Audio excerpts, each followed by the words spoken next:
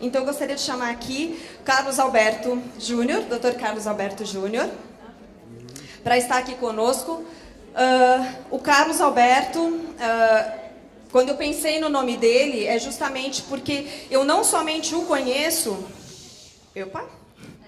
Eu não somente o conheço, como também conheço toda a família e todas as atividades que ele faz e que toda a família faz no sentido de sempre servir as pessoas, né? E então eu gostaria de chamar aqui o Dr. Carlos Alberto, que é médico, deputado estadual e presidente da Comissão de Direitos Humanos da Assembleia Legislativa do Estado, autor de leis Mãe Paulistana, Combate ao Trabalho Escravo, que é considerado um trabalho de referência mundial pela ONU, ativista de direitos humanos. Então, ele esteve recentemente na ONU, em Genebra, falando sobre novas formas de enfrentamento da escravidão moderna. Obrigada por estar aqui com a gente, Júnior.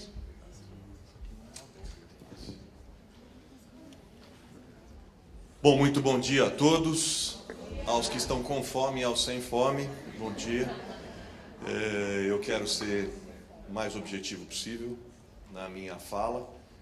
Quero fazer um agradecimento à Denise, em nome dela, aos que coordenam essa ação e esse congresso. Quero fazer um agradecimento, dizer que me sinto profundamente honrado por participar desse momento.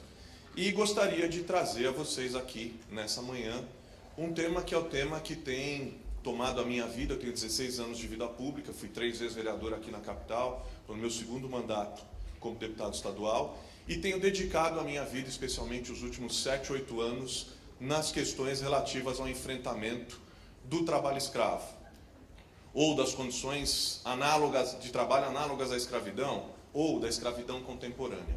E eu queria contar um pouco de histórias, queria fazer a conexão aqui entre conceitos, entre números de trabalho escravo no Brasil e no mundo, e especialmente formas práticas de participação da sociedade, do poder público, no enfrentamento a essa que é uma chaga social do nosso tempo, essa chaga chamada escravidão contemporânea. Eu olhava para essas fotos, e essa é uma exposição de fotos de uma fotógrafa que é uma ativista, conhecida mundialmente, que é a Liza Christine, e ela fez fotos sobre trabalhadores em condições de escravidão em todo o mundo. Eu olhava para essas fotos e imaginava que escravidão contemporânea era algo extremamente distante de mim, extremamente distante da gente. Antes de ter contato, antes de ouvir as histórias, antes de estar perto das pessoas que passam pela tragédia da exploração, antes de viver e de enxergar esse submundo por trás da produção de coisas que nós consumimos, como as nossas roupas e uma série de outros utensílios, antes de ter contato eu achava que era uma coisa distante, longe.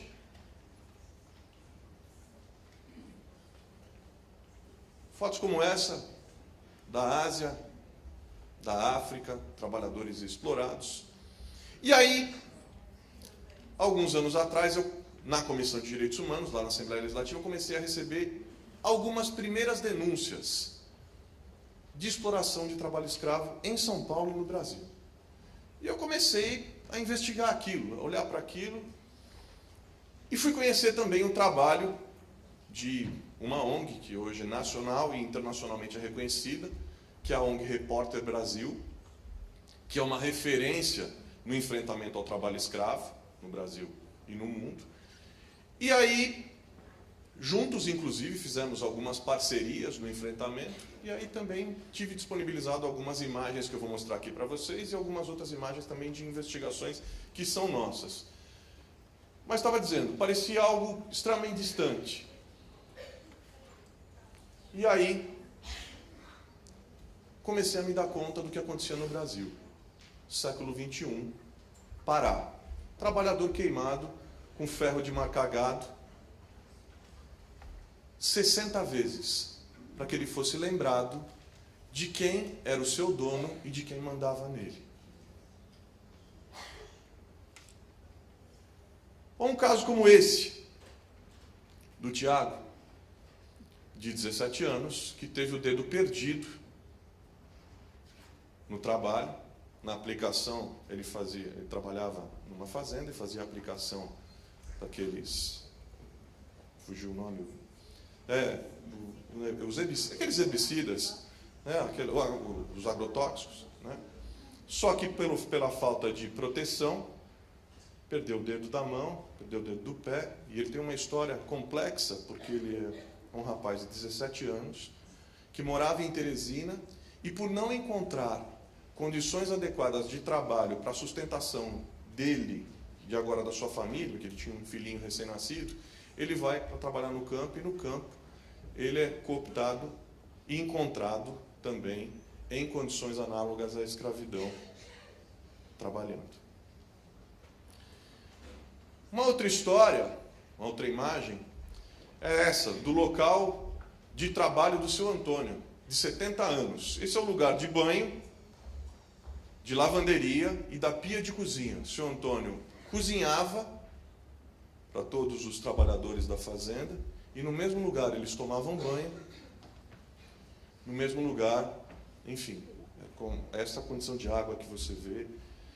No dia em que os auditores fiscais do Ministério do Trabalho libertaram os trabalhadores que estavam nessa condição, seu Antônio, aos 70 anos, ouviu pela primeira vez que ele tinha um direito, que era o direito da aposentadoria. Até então ele nunca tinha ouvido falar nessa palavra. Trabalhando de sol a sol. Essa outra imagem é uma imagem forte, mas que a gente traz para a sensibilização.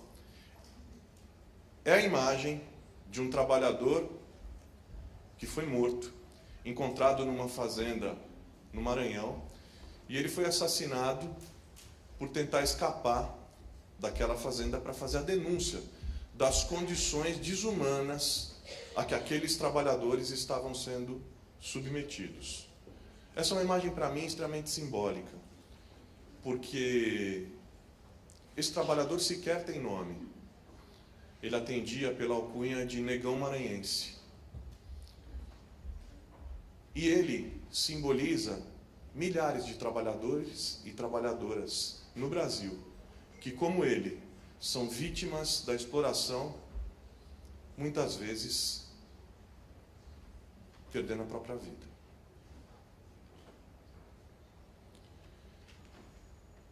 E aí a gente tem também essa imagem do Pedro, de 11 anos,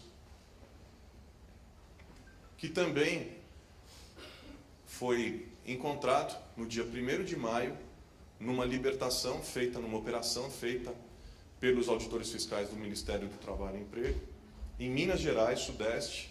Note que a gente estava na Ásia, na África, Norte e Nordeste do país, e a gente já está no Sudeste. Minas Gerais, dia 1º de maio, o Pedro foi libertado. Ele trabalhava aos 11 anos em condições análogas à escravidão, nessa fazenda, e o Pedro descobriu duas coisas no dia em que ele foi libertado. A primeira é que dia 1º de maio era o dia do trabalhador, que era um dia que normalmente era dado ao trabalhador para que ele pudesse dignamente descansar.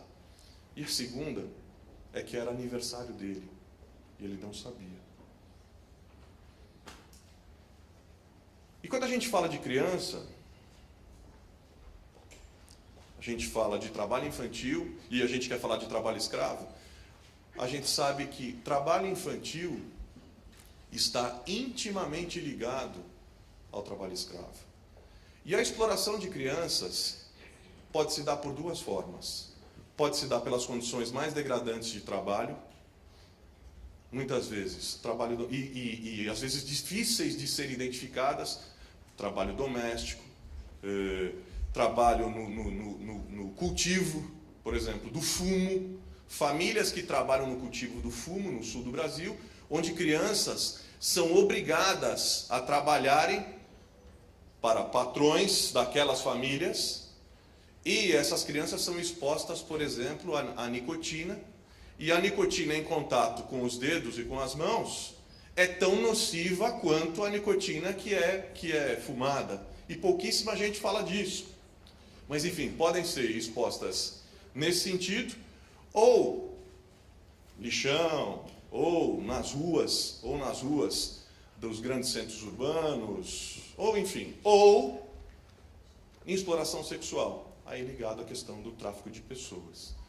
O período entre 90 e meados de 2000 foi marcado principalmente pela retirada de crianças e adolescentes das cadeias formais de trabalho.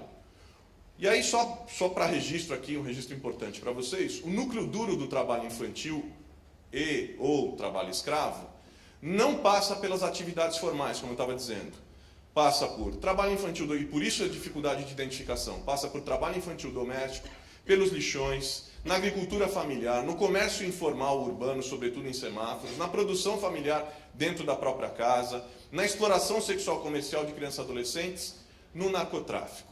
Bom, a gente está falando, e aliás um outro dado importante também, na pesquisa da OIT, o perfil dos principais atores envolvidos no trabalho escravo rural no Brasil de 2011, evidencia uma estreita conexão entre o trabalho infantil e o trabalho escravo. A pesquisa mostra que mais de, olha isso, 92% dos trabalhadores libertados foram vítimas de trabalho infantil. E a idade média em que eles começaram a trabalhar foi de apenas 11 anos, sendo que cerca de 40% começaram ainda antes disso. Ou seja, há uma estreita conexão entre trabalho infantil e trabalho escravo. Bom, mas você vai olhar para mim e vai dizer o seguinte, ao olhar para esse slide, você vai dizer o seguinte, mas peraí, mas a escravidão no Brasil não acabou? A escravidão no Brasil não acabou com a tal Lei Áurea, em 13 de maio de 1888? Deixa eu dizer para vocês, não, ela não acabou. O que aconteceu? Porque é o que eu ouço de muita gente, mas eu não vejo ninguém com bola de ferro no pé, eu não vejo ninguém sendo chicoteado, eu não vejo ninguém sendo vendido. Então, a escravidão não é mais como era no tempo colonial, onde alguém tinha o direito de posse sobre uma outra pessoa. Porque a escravidão, de fato, não acabou, ela se modernizou. Ela modernizou a metodologia. Eu não vou entrar em detalhes desse conceito, mas o conceito brasileiro o conceito brasileiro de trabalho escravo é dos mais modernos do mundo, porque ele fala em privação de liberdade e privação de dignidade. Privação de liberdade, a pessoa não tem direito de ir e vir a hora que quiser. Gente que, por exemplo, migrantes que vêm de outros países, tem uma situação irregular, ou mesmo às vezes uma situação regular, tem seus documentos retidos pelo seu empregador, perdem o direito de ir e vir. Ou então, vem na expectativa de trabalhar, de receber seu salário, mas quando vão receber o salário, falam, olha, ao invés de salário, você tem uma dívida, porque você está morando num lugar, você teve transporte, você não sei o que, você está comendo, papapá. Então, ao invés de te pagar R$300, que seria o teu salário mensal, você está me devendo 3.000. Servidão por dívida. Privação de liberdade. Ou pode ser também por ameaça física, ameaça psicológica. Privação de dignidade, jornadas exaustivas a ponto de o trabalhador não conseguir se recuperar em condições normais para uma nova jornada para o dia seguinte. Ou seja, se modernizou. Infelizmente, a escravidão se modernizou. E aí eu tenho uma má notícia para dar para vocês. Uma má notícia para nós. Pelo fato de ter se modernizado, e pelo fato de grande parcela, talvez a maioria da sociedade, sequer se dá conta do que está acontecendo, na produção daquilo que consome, nós temos escravos. E a gente às vezes lucra com isso. Como assim? Pois é. Tem uma pesquisa, tem um aplicativo muito interessante na internet, que é esse aplicativo aqui, que é que está no www.slaveryfootprint.org. E é uma pesquisa muito provocativa de sensibilização da sociedade. Em que ele fala, a pergunta é, quantos escravos trabalham para você? Mas eu tenho escravos trabalhando para mim? Pois é. E dependendo dos seus hábitos de consumo, o número desses que trabalham nessas condições pode ser muito maior, dependendo daquilo que você consome, dependendo da cadeia produtiva daquilo que você consome. Tem uma coisa que é importante que às vezes a gente não se dá conta. A gente fala de trabalho escravo, a gente fala de trabalho infantil, a gente fala de trabalho degradante, a gente pensa o seguinte: nós precisamos desenvolver políticas públicas e formas de prevenção. Evitar que, especialmente, essas pessoas que estão em situação de vulnerabilidade, sejam crianças, sejam migrantes, sejam mulheres, que essas pessoas que estão em condições de vulnerabilidade, que elas possam ser protegidas, desenvolvendo políticas públicas no local onde elas trabalham, evitando que elas, enfim, se coloquem em situações de vulnerabilidade, com educação, com combate à pobreza, combate à miséria, enfim, uma série de medidas. Mas a gente se esquece dos produtos que essas pessoas fazem, produzem. E a gente se esquece que a gente consome esses produtos. A gente olha única e exclusivamente para aquelas pessoas. Mas a gente se esquece de, quando a gente olhar para alguma coisa que a gente consome, ao olharmos para algo que a gente consome, nós precisamos olhar para a cadeia produtiva. Nós precisamos olhar, é como se a gente tirasse o véu, para olhar como é que aquilo foi produzido. Aliás, uma pergunta provocativa que deixo a vocês é: todas as vezes em que você for comprar alguma coisa, alguma roupa, pergunte: quem fez a minha roupa? Em que condições? Em que condições ela foi produzida? Essa é uma pergunta que faz toda a diferença na sua postura diante do mundo e no enfrentamento a esse tipo de problema. Bom, mas a gente estava falando do aplicativo de sensibilização.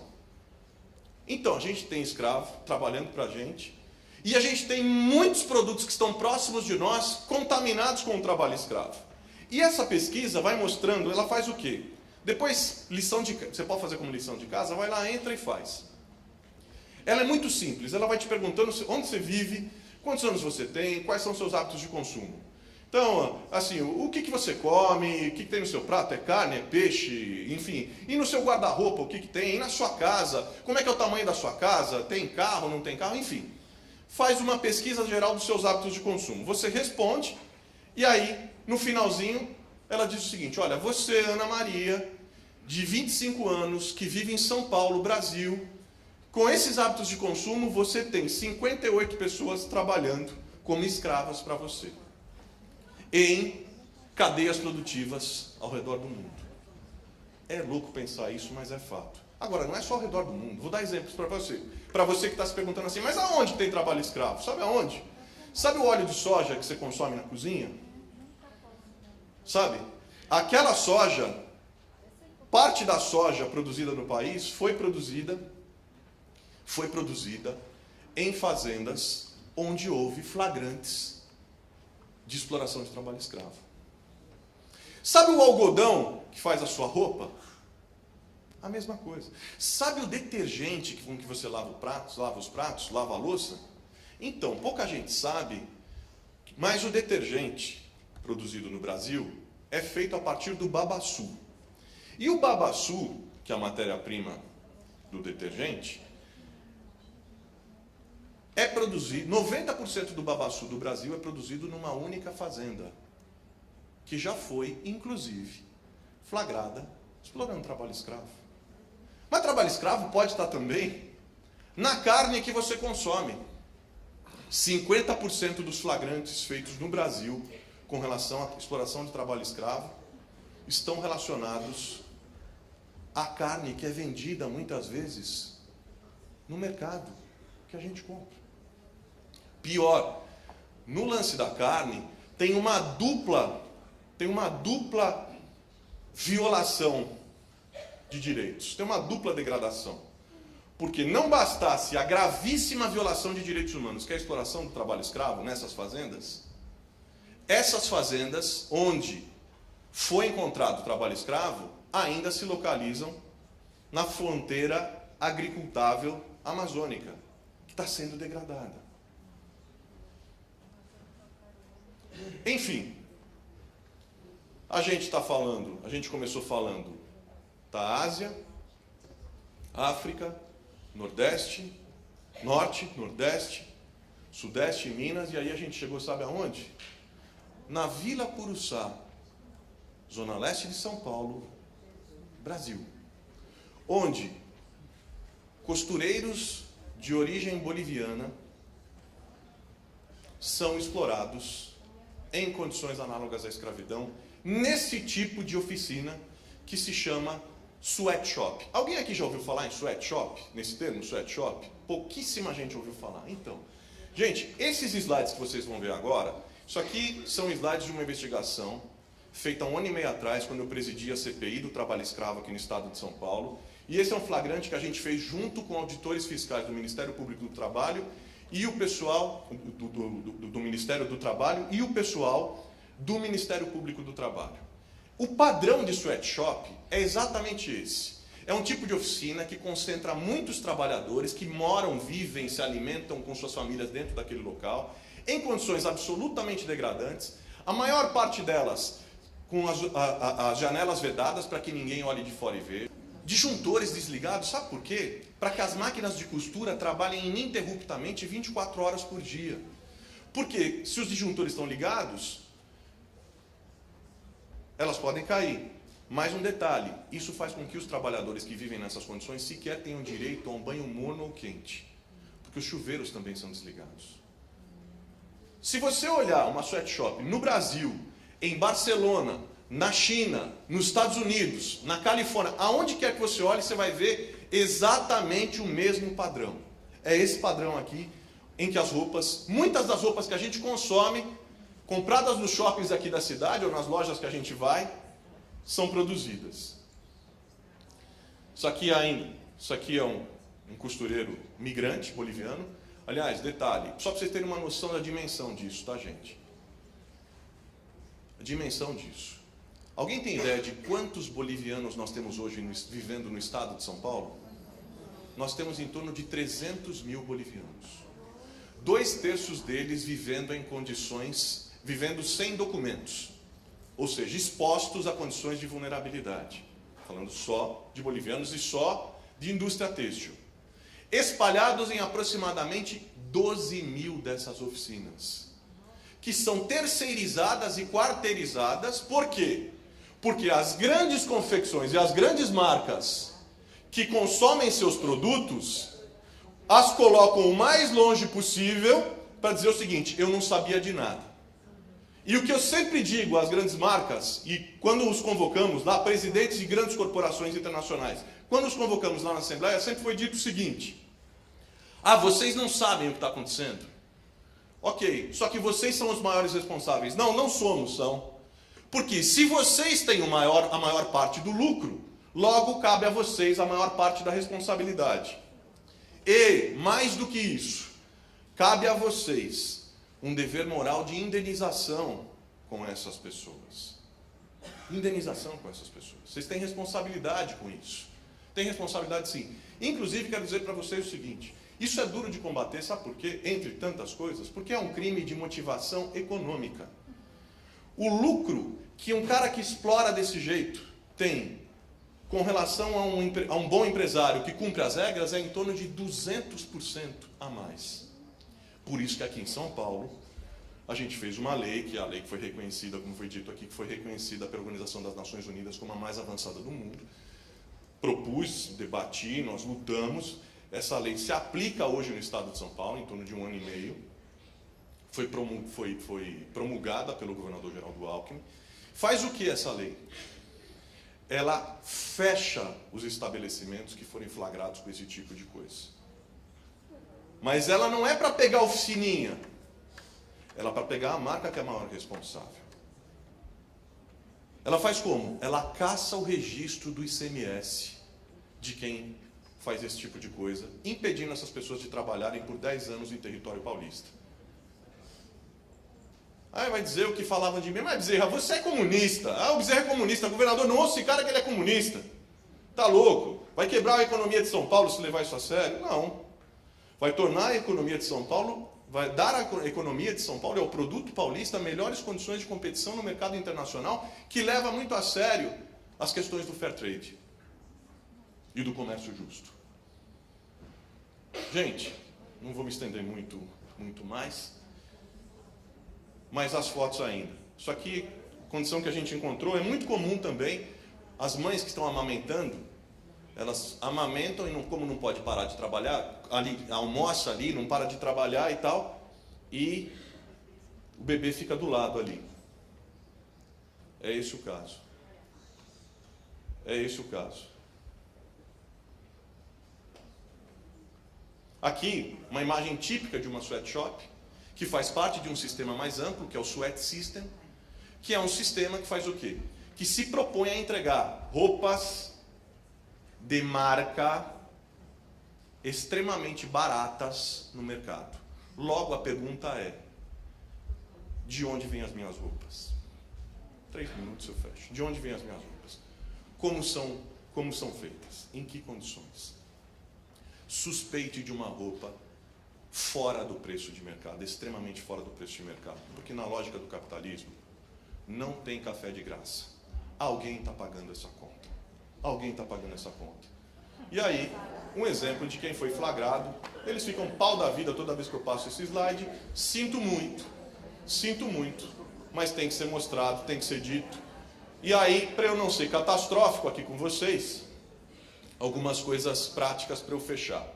Uma coisa importante, Ana Lapa é uma ativista que eu respeito muito, e é uma frase que eu deixo com vocês. Toda vez em que você gasta dinheiro, você está votando no tipo de mundo que você quer. Ou seja, se você, como eu, acredita que é possível construir um mundo melhor para os seus filhos e para os seus netos, esse mundo melhor passa necessariamente pelas suas escolhas de consumo. Passa pelas nossas escolhas de consumo. Até porque eu vou dizer para vocês o seguinte, gente, trabalho escravo é o sintoma. A doença é outra. A doença é esse sistema econômico predatório, concentrador, discriminatório, excludente e devastador do meio ambiente no qual a gente vive. E que precisa ser repensado. Dica final para vocês, que levam em conta o que eu estou falando, para não dizer que eu estou doido. Dica final para vocês é o seguinte, tem um aplicativo muito interessante, que é gratuito, que se chama Moda Livre, que você pode colocar no seu smartphone. E aí toda vez que você for comprar uma roupa, você dá uma olhada lá. Ele é um aplicativo que não diz o que você tem ou o que você não tem que comprar. Mas é o maior levantamento feito no Brasil sobre o comportamento das marcas de roupas diante do trabalho escravo. E ele é feito com um semáforo, verde, amarelo e azul. As marcas que estão verdes estão livres de trabalho escravo. Em amarelo, não ofereceram todas as informações. Em vermelho, foram flagradas e não mudaram suas posturas. Fecho com das minhas referências políticas, Nelson Mandela. Ser livre não é somente libertar-se das correntes, mas viver de uma forma que respeite e fortaleça a liberdade dos outros. Mas eu não queria fechar aqui. Eu quero fechar com um vídeo de 2 minutos, feito pelo Unicef, coloca aí no ponto, deixo para vocês, e aí deixo encerrado. É um vídeo feito pelo Unicef e que faz um apelo. Porque tudo isso que a gente está falando parece bem distante. Quando parece distante, parece que não nos toca. Tem que nos tocar. Porque nós somos todos parte da mesma família planetária.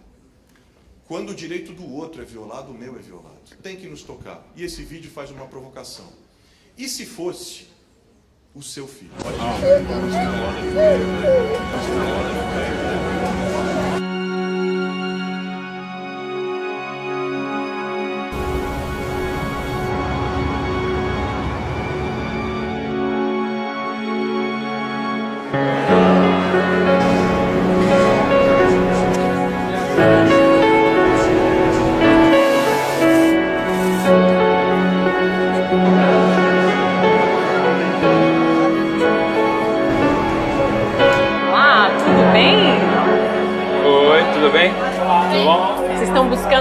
Intercâmbio. Só tem intercâmbio ou você tem high school também? Você tem estágio? Vou te apresentar agora o Work Experience Program. Então ela vai trabalhar com estágio não remunerado em condições precárias, por exemplo, no lixão ou até cortando cana. Esse aqui, então, é o Children Revolutionary Program. A sua filha é sequestrada por um grupo armado e aí ela é tratada como uma soldada. E ele aprenderá coisas inacreditáveis, como, por exemplo, manusear armas de alto e de baixo calibre, metralhadoras, explosivos. Nós temos o nosso programa chamado Adventure Camp Program. Consiste em travessias, às vezes a pé, onde ele vai passar por campos minados, fronteiras com arame farpado. Se ele chegar nos campos de refugiado, né, ele pode não chegar, ele vai lidar com o quê? Com discriminação, com a distância dos pais, dos amigos. Olha só, esse aqui é o Focused Study Program. O que é? É um programa de estudo onde você vai ter 100% de estudo o tempo todo, sem distrações. Ele não terá acesso à energia, ele não terá água potável. Não tem banheiro, não tem merenda. Olha que bacana, não tem nada. Não é legal? Não, isso é um absurdo. Não, eu prefiro nem mandar para um lugar desse, sinceramente. 14 anos. O que a senhora achou desse programa? Gostei não. Pelo amor de Deus, desnecessário. Evidentemente que nem o pai, acho que gostaria que o filho passasse por uma situação dessa. Você imagina seu filho nessa situação? Dá pra imaginar, né? Isso é revoltante, isso aí. Isso é inaceitável.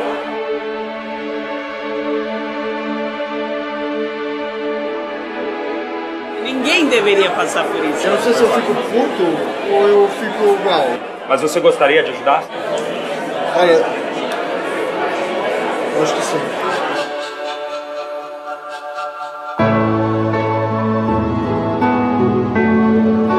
Só dessa maneira, se colocando no lugar, faz você pensar um pouco mais no próximo, né? Abrir um coração um pouco.